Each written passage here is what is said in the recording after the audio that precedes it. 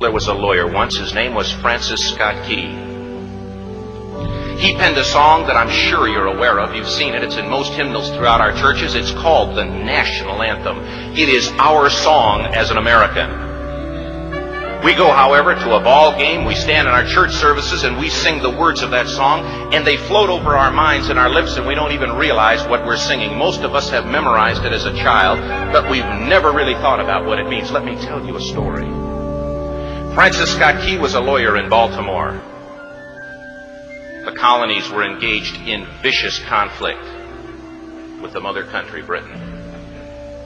Because of this conflict and the protractedness of it, they had accumulated prisoners on both sides. The American colonies had prisoners and the British had prisoners. And the American government initiated a move. They went to the British and they said, let us negotiate for the release of these prisoners. They said, we want to send a man out to discuss this with you. They were holding the American prisoners in boats about 1,000 yards offshore. And they said, we want to send a man by the name of Francis Scott Key. He will come out and negotiate to see if we can make a mutual exchange. On the appointed day, in a rowboat, he went out to this boat and he negotiated with the British officials. And they reached a conclusion that men could be exchanged on a one-for-one basis. Francis Scott Key, jubilant with the fact that he'd been successful, went down below in the boats, and what he found was a cargo hold full of humanity, men.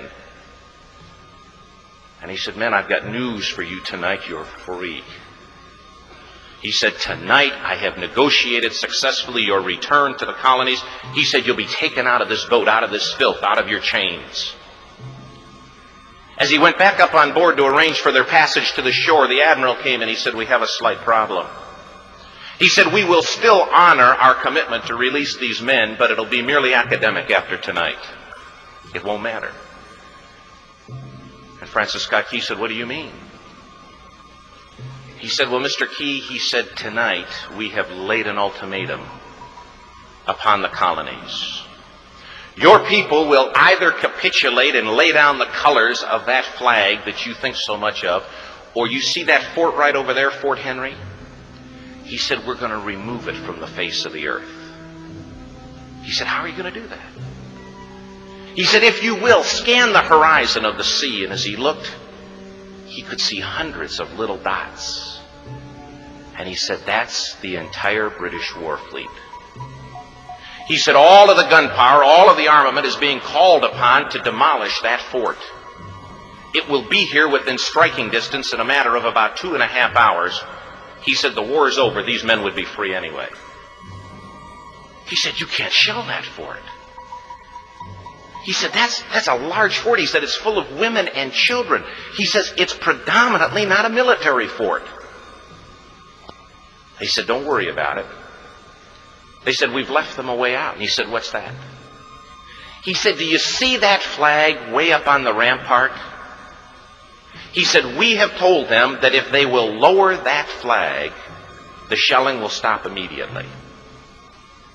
And we'll know that they've surrendered, and you'll now be under British rule. Francis Scott Key went down below and told the men what was about to happen. And they said, how many ships? He said, hundreds. The ships got closer. Francis Scott Key went back up on top and he said, men, I'll shout down to you what's going on as we watch. As twilight began to fall, and as the haze hung over the ocean as it does at sunset, suddenly the British war fleet unleashed. He says the sound was deafening. There were so many guns that there were no reliefs. He said it was absolutely impossible to talk or hear. He said suddenly the sky, although dark, was suddenly lit. And he says from down below, all he could hear the men, the prisoners, saying was, tell us where the flag is. What have they done with the flag? Is the flag still flying over the rampart? Tell us. 1 hour, 2 hours, 3 hours into the shelling. Every time the bomb would explode and it would be close to the flag, they could see the flag in the illuminated red glare of that bomb. And Francis Scott Key would report down to the men below, it's still up. It's not down. The admiral came and he said, "Your people are insane." He said, "What's the matter with them?" He said, "Don't they understand this is an impossible situation?" Francis Scott Key said he remembered what George Washington had said. He said, "The thing that sets the American Christian apart from all other people in the world is he will die on his feet before he'll live on his knees." The admiral said, "We have now instructed all of the guns to focus on the rampart to take that flag down." He said, "We don't understand something. Our reconnaissance tells us that that flag has been hit directly again and again and again, and yet it's still flying. We don't understand that." But he said, "Now we're about to bring every gun for the next 3 hours to bear on that point."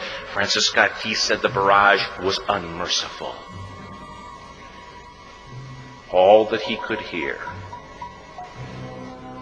was the men down below praying. The prayer, "God, keep that flag flying where we last saw it." Sunrise came. He said there was a heavy mist hanging over the land, but the rampart was tall enough. There stood the flag, completely nondescript, in shreds. The flagpole itself was at a crazy angle, but the flag was still at the top.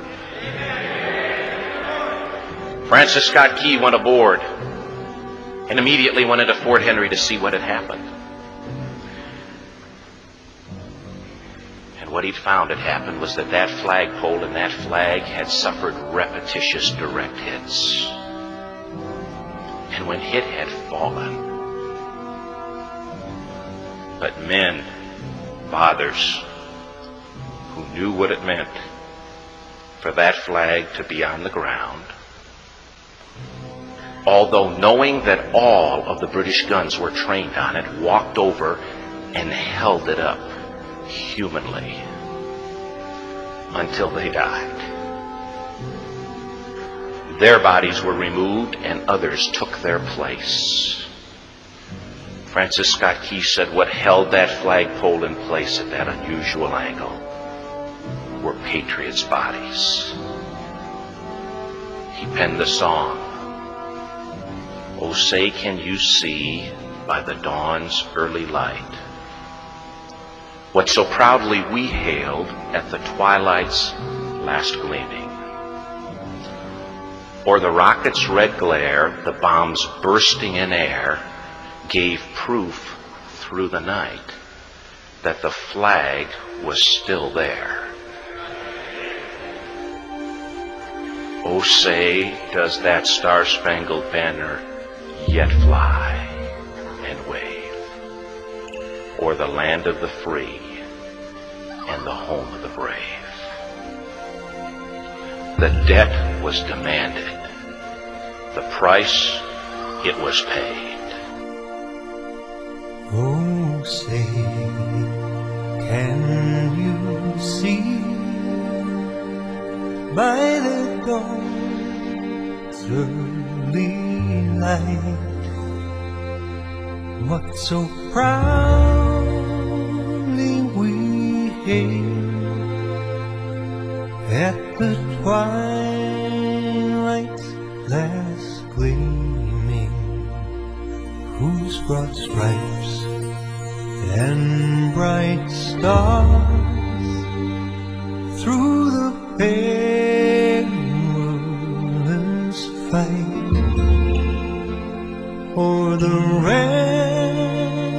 ramparts we watched were so gallantly streaming, and the rockets break clear, the bombs bursting in air gave proof through the night that our flag was still there. Oh, say, does that star-spangled banner yet wave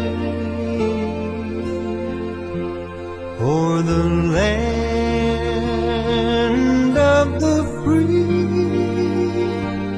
and the home of the brave? Oh, say, does that star-spangled banner yet wave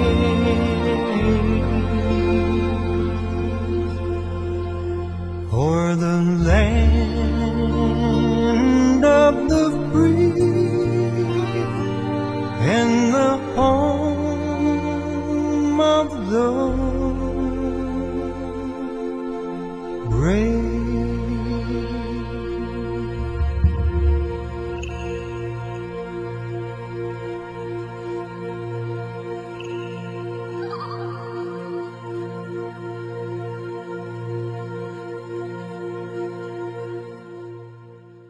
God bless America!